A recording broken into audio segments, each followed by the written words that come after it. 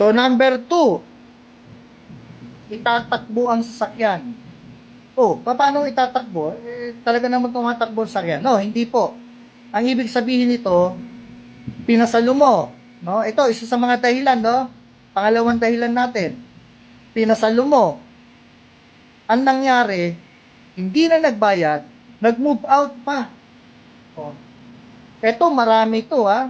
Ano gagawin ko, sir? Yung pinagpasaluhan ko, umalis na, nag-move out. So, ingat po kayo. Kasi hindi lahat ng sumasalo, akala nyo, legit na doon nakatira. Pag yan nakasalo na ng maraming sasakyan, mag-move out na po yan. Merong iba po kasing sumasalo na nagse-set up lang ng bahay. Ibig sabihin, nangungupahan. Pero pag nakarami na ng mamumodus, move out na. No?